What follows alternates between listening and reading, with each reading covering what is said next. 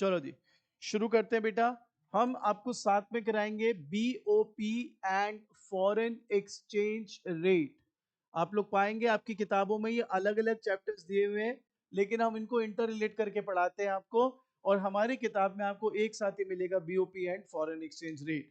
ये इतना advance topic है कि आप विश्वास करें, इकोनॉमिक्स ऑनर्स जो पुराना सिलेबस था थर्ड सेमेस्टर मैक्रो के अंदर 6 चैप्टर खाली इस बीओपी फॉरेन एक्सचेंज रेट पर होते थे और 150 पेज होते थे। तो यू कैन एक्चुअली इमेजिन कितने डिटेल में ये है।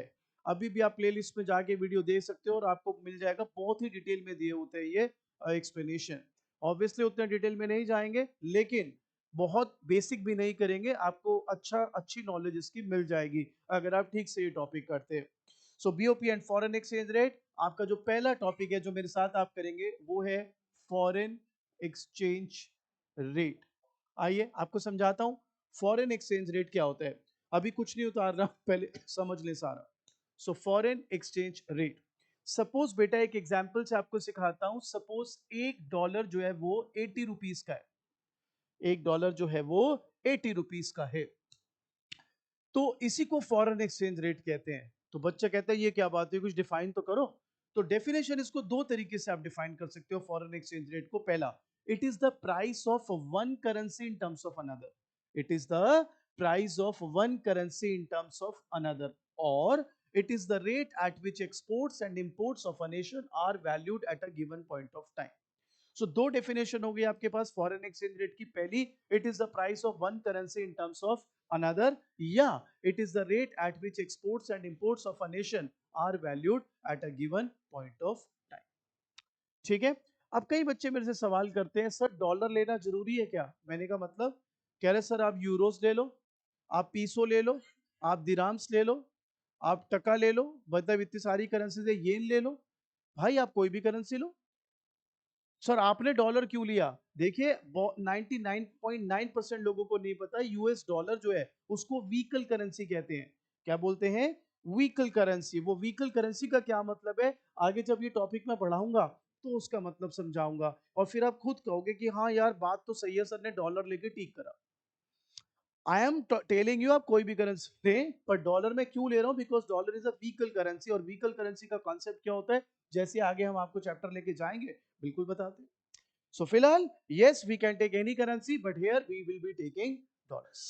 So हमारा पहला टॉपिक है what is a foreign exchange rate। तो हमने क्या बोला? It is the price of one currency in terms of another, or it is the rate at which exports and imports of a nation are valued at a given point of time.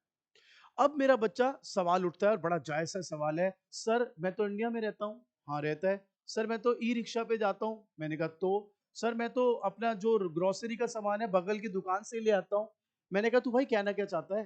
कहता है sir मेरे यहाँ तो गांधी चलते हैं, मैं dollar लेके क्या करूंगा? आप मेरे को पढ़ा क्यों रहे हो डॉलर के बारे में? मैंने नहीं जाना विदेश, मेरा भारत महान, मैं देश में ही रहूंगा अपने, मेरे को क्या करना है डॉलर का? तो आइए आपके इस क्वेश्चन का जवाब देते हैं अगले टॉपिक से। तो टॉपिक है डिमांड फॉर फॉरेन एक्सचेंज। तो सवाल उठता है, why would one demand foreign exchange? क्या क्या रीजन हो सकते हैं फॉरेन एक्सचेंज डिमांड करने के? क्या क्या तरीके हो सकते हैं, क्या क्या वजहें हो सकती हैं जिसकी वजह से आपको डॉलर्स की जरूरत पड़ जाए? तो पहली जरूरत गाइस कि आपको डॉलर्स चाहिए होंगे, तो वो है मेरे बच्चों ध्यान लगाएं, import of goods and services. Import of goods and services. आप बताइए इंपोर्ट का मतलब क्या है? आप विदेश में बेच रहे हो अपना सामान, या विदेश का सामान, गोरे का सामान आप खरीद रहे हो? तो बाहर गोरे से जब सामान खरीद रहे हो तो ऑब्वियसली पेमेंट फिर उसकी करेंसी में आपको करनी पड़ेगी। So you will be requiring dollars a when you want to import some goods and services from other countries.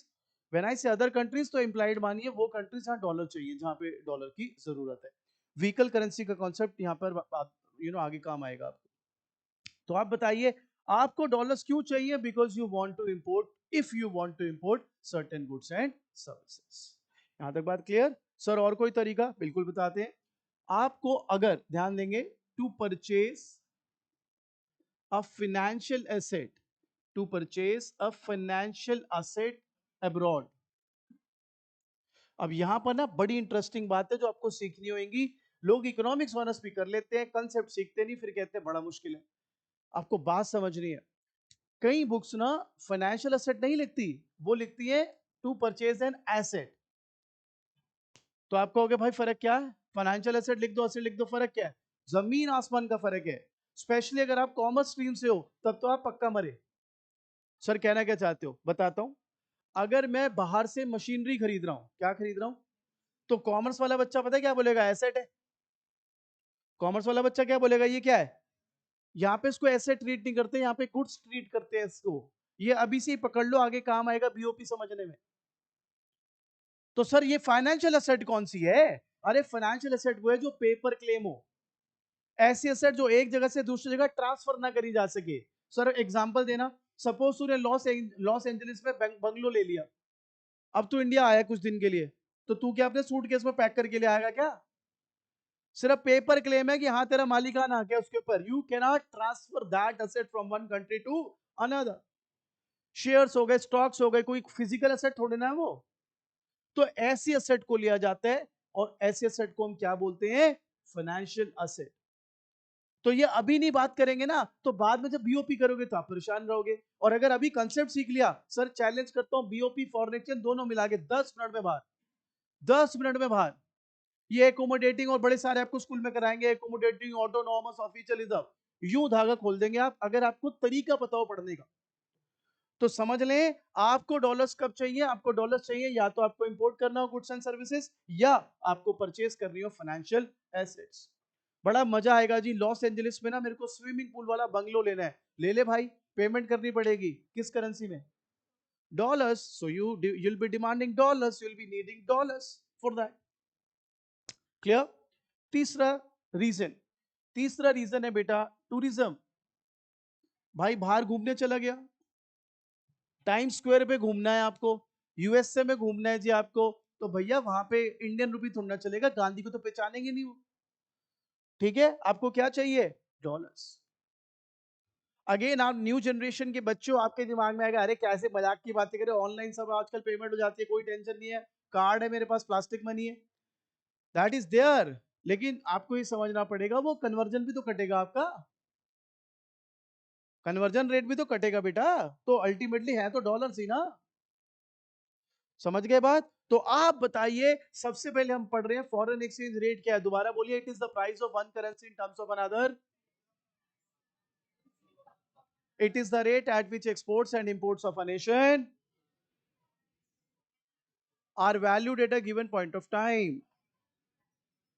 अब सवाल उठते हैं sources of demand for foreign exchange क्या है? Why would be demand foreign currency foreign exchange? तो पहला, to import goods and services, to purchase a financial asset. आप books पढ़ेंगे तो वहां पे ये भी लिखा हो सकता है टू परचेज एसेट। आप एसेट लिख दो कोई दिक्कत नहीं, लेकिन दिमाग में याद रखना ये नॉर्मल एसेट नहीं है। कौन सी एसेट है? Financial asset. और तीसरा टूरिज्म, बाहर घूमने जाना है। सर और क्या रीजन हो सकते हैं, बताता हूं। दूसरा, चौथा रादर, ट्रांसफर पेमेंट्स। ठीक है, रेमिटेंसेस बोलेगी आपकी किताब इसको, हमारी किताब में भी आप रेमिटेंसेस पढ़ेंगे। अब बच्चा कहता है इसका एग्जांपल दो। अरे तुम में से अगर कोई विदेश पढ़ने जाता है तो शुरू में तो जॉब वॉब इतनी नहीं करेगा, करेगा भी तो पूरे पैसे अपने खर्चा तो निकाल नहीं पाएगा। तो आपके माँ बाप यहाँ से हिंदुस्तान से पैसा भेजेंगे कहाँ? आप जहाँ पर पढ़ाई कर रहे होगे, फॉर एग्जाम्पल यूएस में। तो अब आप बताइए वो पैसा जो आपको जाएगा किस किस करेंसी की फॉर्म में होगा? डॉलर्स। और ट्रांसफर पेमेंट क्यों बोल रहे हो इसको? नेशनल इनकम में सिखाया था, क्योंकि बदले में कोई गुड सर्विस आपको तो आपके माँ बाप को तो प्राप्त नहीं हो। क्लियर? एक और जरिया है जिसकी वजह से डॉलर्स डिमांड किए जाते हैं, ध्यान देंगे बेटा प्लीज। तो एक और जरिया है जिसकी वजह से ये डिमांड किए जाते हैं। आपने कभी टर्म सुने करेंसी डीलर्स? क्या काम होता है करेंसी डीलर्स का? एक्सचेंज करना। कितने भोले बच्चों आप, उनका मेन काम है स्पेकुलेशन करना। स्मॉल वर्ड्स में बताता हूं, वैसे तो इस पे पूरा मतलब पोथी लिखी हुई है हमने, लेकिन आपके लिए वो जरूरत नहीं है। स्पेकुलेशन का मतलब है, सिंपल भाषा में, मैं एक करेंसी डीलर हूं, मैं अभी डॉलर्स की डिमांड कर रहा हूं। Why? Because I want to hold that, अपने पास रखूंगा, और जब फ्यूचर में रेट चढ़ जाएगा तो बेचूंगा, उसमें मेरे को फायदा हो जाएगा ना। मैं अभी होल्ड कर लूंगा, आज के रेट पर इन एंटिसिपेशन की कल को रेट बढ़ेगा और मैं बेचूंगा। अब कई बच्चे कहते हैं अच्छा अगर कल को रेट गिर गया तो, इसीलिए इसको स्पेकुलेशन बोला गया है दोस्त। स्पेकुलेशन नाम से क्या लग रहा है, सट्टा टाइप? श्योर थोड़ा ना हो आप, स्पेकुलेट कर रहे हैं आप। तो आप डॉलर्स के ऊपर जो इसके क्या कहते हैं करेंसी डीलर्स हैं वो स्पेकुलेशन करते हैं किसी भी फॉरेन करेंसी पर, फॉर दैट मैटर यहां पर हम डॉलर्स की बात कर रहे हैं। और वो उसका पर्पस क्या होता है कि अपने पास रख लेते हैं, होल्ड कर लेते हैं, फ्यूचर में अगर दाम बढ़ेगा और जब वो निकालेंगे इसको तो they will get profit. Clear? तो और भी बहुत सारे माइन्यूट रीजंस हो सकते हैं, लेकिन आपके सीबीएसई के सिलेबस के हिसाब से ये 5 मेन रीजंस हैं जिसकी वजह से फॉरेन एक्सचेंज की डिमांड की जाती है। कौन कौन से बेटा? To import goods and services, to purchase an asset, tourism, transfer payment and speculation. Clear ये बात? श्योर हो? आगे बढ़े। अब इसी का एक और काउंटर पार्ट करते हैं। सवाल उठता है सर हमारे देश में कैसे आ जाएंगे ये sources of supply of foreign exchange या फॉरेन करेंसी? तो एक बार बताओ हमारे देश में गोरे के पैसे डॉलर्स कैसे आ जाएंगे? A, via exports of goods and services, yes और नो? आप अपना माल बेचोगे बाहर विदेशियों को तो फॉरेन करेंसी आपके देश में आ जाएगी। बच्चों कहते हो सर हमारे देश में कैसे आ जाएगी सर? एग्जाम्पल बताता हूं। सपोज मैंने नागपुर के संतरे बेचे यूके को, नागपुर में मैं खेती करता हूं, संतरे बेचे यूके के किसी फर्म को, उसने जूस वूस बनाना है, मिनट मेड वाले वो सब, ठीक है जी। तो अब बताओ यूके वाले से हमारी बात हो गई कि भाई ये पेमेंट होगी, तो यूके में वहां तो स्टर्लिंग पाउंड्स चलते हैं, ठीक है। तो उसने क्या करना है, उसके पास तो इंडियन करेंसी है नहीं मुझे देने के लिए, तो वो मेरे, मैं नैरो सेंस में बता रहा हूँ, वो मेरे देश के सेंट्रल बैंक आरबीआई को जमा करेगा स्टर्लिंग पाउंड्स, पाउंड्स के बदले में वो उससे क्या ले लेगा? इंडियन करेंसी, और इंडियन करेंसी के तौर पे मेरे को पेमेंट कर देगा। अब आप बताइए इंडिया के पास, इंडिया के सेंट्रल बैंक के पास फॉरेन करेंसी का रिजर्व क्रिएट हो गया कि नहीं हो गया? उनके पास पाउंड्स आ गए कि नहीं आ गए? ठीक है। दूसरा तरीका, दूसरा तरीका है बेटा, अब ये जो परचेज ऑफ फाइनेंशियल एसेट है इसको हम यहाँ पे ऐसे लिखते हैं, जॉइंट वेंचर और फॉरेन इन्वेस्टमेंट, जॉइंट वेंचर और फॉरेन इन्वेस्टमेंट। अब आपने नाम सुना होगा Maruti Suzuki, hero, Honda.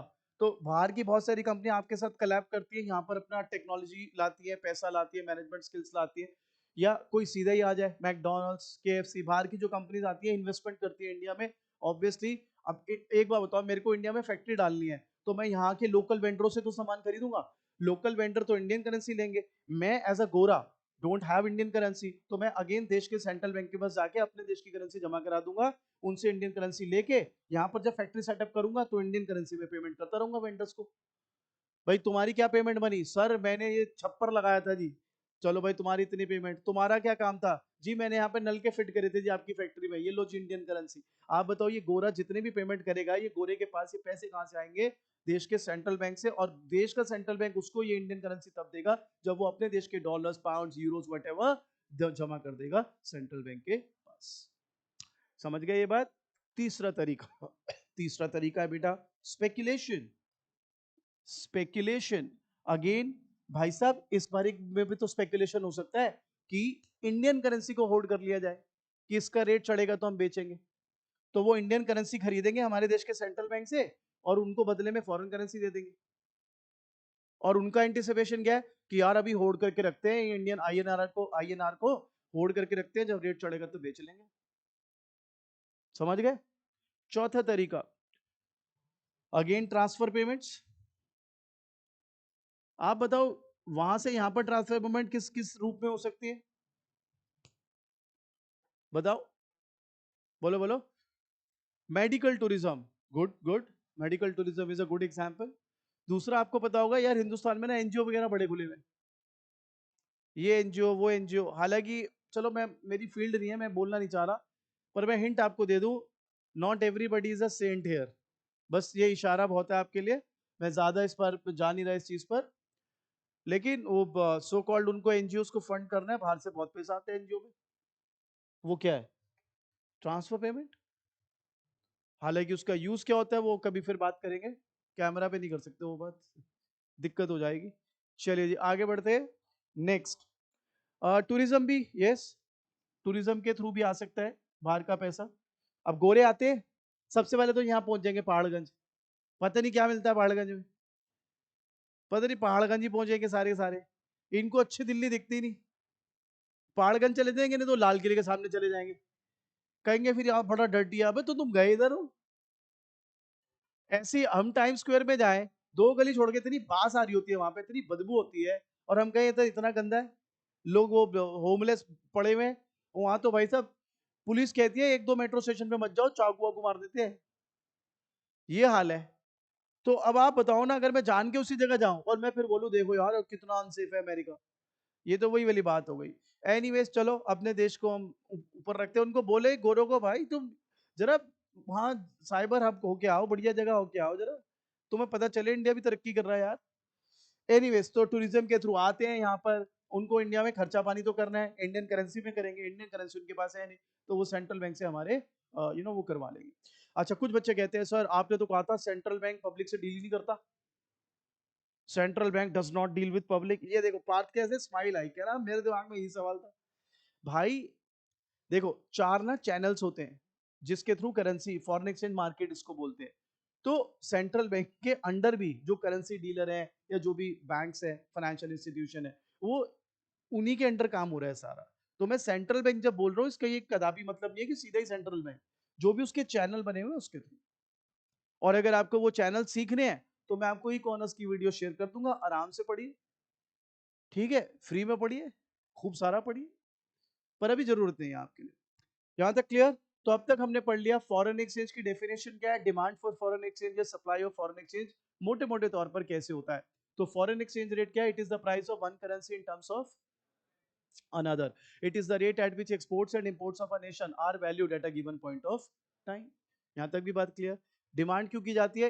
Import करने के लिए, परचेज असेट करने के लिए बाहर, टूरिज्म के लिए, स्पेकुलेशन के लिए और ट्रांसफर पेमेंट के लिए।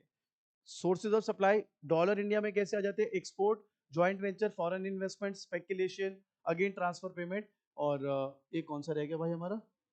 टूरिज्म। या क्लियर सबको? चले आगे। अभी उतारना कुछ नहीं है क्योंकि ना ये लिंक होगा पूरा टॉपिक, उसके बाद मैं आपको उतारने को बताता हूँ। अब मेरा बेटा एक टर्म आपको सिखाता हूँ, टर्म बाद में लिखेंगे, पहले कॉन्सेप्ट सीखते हैं। सपोज $1 80 का था, देख लो सारे ध्यान से, $1 कितने का था? 80। सडनली पता नहीं क्या हुआ, now it has become for ₹82। तो वो $1 पहले कितने रुपए का था, अब कितने का हो गया? आप बताइए, आपकी करेंसी, पहले आपकी करेंसी 80 रुपए में $1 ले पा रही थी, अब आपकी करेंसी कितने में $1 ले पा रही है? तो आपकी करेंसी की वैल्यू बढ़ गई कि कम हो गई? तो बेटा इसको बोलेंगे डोमेस्टिक करेंसी के लिए करेंसी डेप्रिसिएशन। क्या बोलेंगे? आपकी करेंसी डेप्रिशिएट हो गई, वाई? बिकॉज आपकी करेंसी की वैल्यू कम हो गई। क्लियर बात? सर इससे क्या होगा बताते हैं, आप ही बताना, आप बताओ सबसे पहले, इससे एक्सपोर्ट्स पर क्या होगा? बढ़ जाएगा। गोरे को पहले गोरे को पहले सपोज उसको ना संतरे की गोलियां बड़ी पसंद थी गोरे को, इंडिया में ₹1 की एक गोली मिलती है संतरे संतरे की, तो उसे बताओ पहले $1 में कितनी गोलियां मिल जाती थी, अब $1 में? उसने कहा भाई ये तो बाहर है, मजा आ गया। अब आप बताओ वो ज्यादा गोलियां खरीदेगा या कम? तो फिर एक्सपोर्ट बढ़ गए। यस और नो?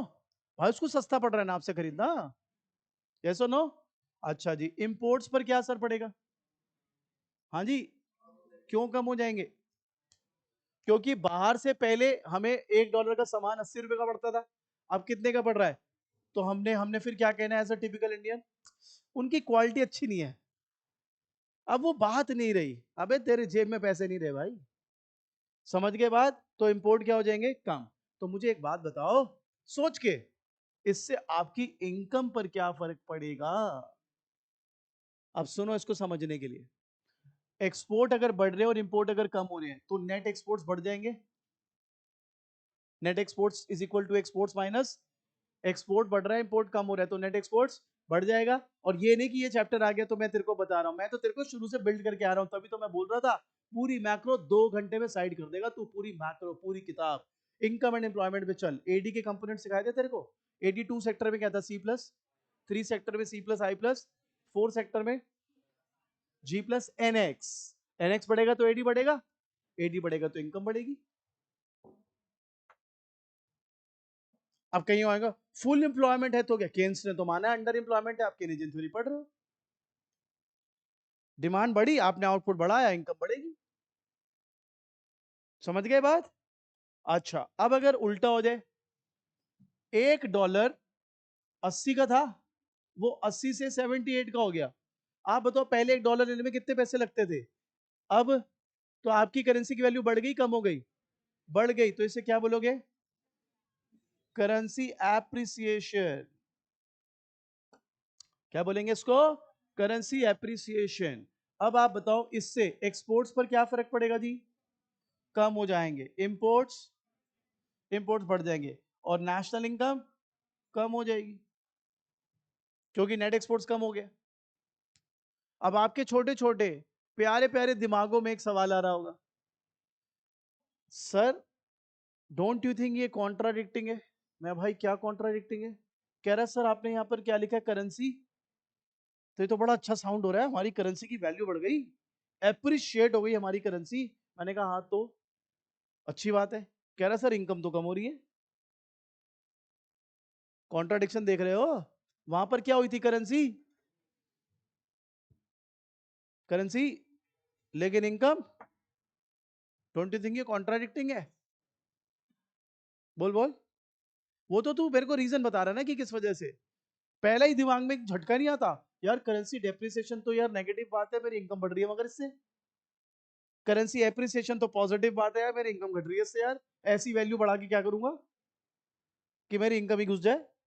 तो इसका जवाब धीरे धीरे परत दर परत खोलेंगे, जब बीओपी के साथ इसको मैं मर्ज कर दूंगा, आप फिर खुद समझ जाओगे कि ये खेल क्या है। जी सर, तब वही तो बताएंगे आपको आरबीआई क्यों क्या करती है कैसे करती है। उसके लिए पहले थोड़े से टूल्स दे दूं आपको। एक बात बताओ, बुरा मत मानना, आप में से तो किसी के दिमाग में सवाल भी नहीं था, जान के डाला ना सवाल, एक आध के हो तो हो। जब सवाल, जब दुख मैंने दिया है, दर्द मैंने दिया, दवा भी मैं ही दूंगा ना भाई। लेकिन पहले दिमाग में बिठा लो कि हाँ, इतना ऐसे लेके मत चलोगे और समझ आ गया ओ खत्म, ओ खत्म। भाई नहीं नहीं नहीं, दिमाग में सवाल भी डालने हैं यार। डेप्रिसिएशन तो नेगेटिव थिंग है, तो इनकम बढ़ा रही है, इन अ वे तो अच्छी बात हो गई। और एप्रिसिएशन ये तो भाई अच्छी चीज लग रही थी, इनकम कैसे घटा रही है हमारी। तो इसका जवाब आपको धीरे धीरे आगे की क्लासेस में मिलेगा। अब आपको सिखाता हूं सबसे इंटरेस्टिंग चीज, अगर वो आप सीख गए तो फिर हम किताब से याद करने की पोजीशन में आ जाएंगे। सबसे पहले हम बात करेंगे इसकी, डिमांड फॉर फॉरेन एक्सचेंज। अब मैं आपको सिखाऊंगा डिमांड कर्व कैसे बनाते हैं फॉरेन एक्सचेंज का। यहां लेते हैं एक्सचेंज रेट, यहां पे क्वांटिटी डिमांडेड, अगर आप डिमांड कर्व बना रहे हो तो ठीक है। ध्यान लगाएंगे सर, सपोज बेटा $1 80 का है, $1 80 का है, और ये डिमांड हो रही है इतनी, ठीक है। अब सपोज वही $1 78 का हो गया, कितने का हो गया? आप पहले तो मुझे ये बता दो, बाकी बातें बाद में होंगी, आपकी करेंसी एप्रिशिएट हुई है कि डेप्रिशिएट हुई है? एप्रिशिएट हुई है, पक्की बात। अच्छा, एप्रिसिएशन में आपने इंपोर्ट को क्या करा था, बढ़ा दिया था। इंपोर्ट को क्या करा था, अरे भैया इंपोर्ट अगर बढ़ा दोगे, इंपोर्ट किसका हिस्सा है, डिमांड का। इंपोर्ट किसका हिस्सा है, तो डिमांड बढ़ जाएगी भाई, डिमांड बढ़ जाएगी डॉलर्स की भाई। ये रहा डिमांड का फॉर डॉलर्स, डाउनवर्ड स्लोप है। और आपको टीचर क्या बोलेंगे, इसको ना कमोडिटी की तरह ले लो, कमोडिटी की तरह, जैसे 11th हमें करते थे। अजी ऐसे थोड़ा ना होएगा, मजाक चल रहा है क्या कुछ भी। ये वही टीचर है जिन्होंने तुम्हें 11वीं में रटवाया था, PPC concave to the origin increasing MRT, IC concave increasing MRS. अगर इंक्रीजिंग है तो कॉन्केव कर लो, डिमिनिशिंग है तो कॉन्वेक्स कर लो, कांस्टेंट है तो स्ट्रेट लाइन कर लो, सब बराबर, गधा घोड़ा सब बराबर। अरे भाई ऐसे थोड़ी ना होती है पढ़ाई, कंसेप्चुअल पकड़ना पड़ेगा उसको। तो दोबारा देख लो, आपका डिमांड कर्व डॉलर्स का, फॉरेन एक्सचेंज का डाउनवर्ड स्लोपिंग क्यों है, क्योंकि ये बता रहा है कि अगर एक्सचेंज रेट गिरती है, यानी मेरी करेंसी एप्रिशिएट होती है, I will be demanding more dollars. Why? A, I will be importing more, और I will be purchasing some assets, क्योंकि मेरे लिए आसान हो जाएगा बाहर असेट खरीदना, सस्ता हो जाएगा. I may go for tourism, transfer payment ज्यादा कर सकता हूं, स्पेकुलेशन भी कर सकता हूं. ये तीन शायद उतने मेजर ना भी हो, लेकिन ये दोनों तो पक्का आपके लिए सरल हो जाएंगे. इंपोर्ट तो देखो आजकल इंटरनेशनल ट्रेड का जमाना है, हर देश दूसरे देश के साथ ट्रेड कर रहा है. इंपोर्ट सबसे मेन फैक्टर माना जाएगा. अगर आपको सस्ता पड़ रहा है आप जरूर खरीदोगे ज्यादा. क्लियर? तो डिमांड कर्व फॉरेन करेंसी का कैसा दिखेगा बेटा? Downward slope. अब बात कर लेते हैं सप्लाई कर्व की. तो सप्लाई कर्व करते हुए अगेन यहां लेना है एक्सचेंज रेट, यहां लेना है क्वांटिटी सप्लाइड. ये कर्व्स को ना ध्यान से समझना है, क्योंकि आपको टीचर स्कूल में रटवा देगा फिक्स एक्सचेंज रेट ये होता है, फ्लेक्सिबल एक्सचेंज रेट ये होता है. मैं डायग्राम से सिखाऊंगा आपको फिक्स और फ्लेक्सिबल. और आपको टीचर ने वो भी पढ़ाया है, manage floating, dirty floating. Sir diagram पे सिखाऊंगा मैं आपको ये. डायग्राम पर आप पढ़ लो, जो संदीप कर वंदीप कर जो पढ़नी है पढ़ लो. आपकी 12वीं में तो ये किताबें चलती है. वहां ना मिलेगा कोई डायग्राम से एक्सप्लेन करता हुआ फिक्स एक्सचेंज रेट. आपको डायग्राम से एक्सप्लेन करूंगा कि फिक्स एक्सचेंज रेट क्या होता है, फ्लेक्सिबल क्या होता है, डर्टी क्या होता है, मैनेज क्या होता है. लेकिन उसके लिए पहले डायग्राम के बेसिक तैयार कर लेते हैं.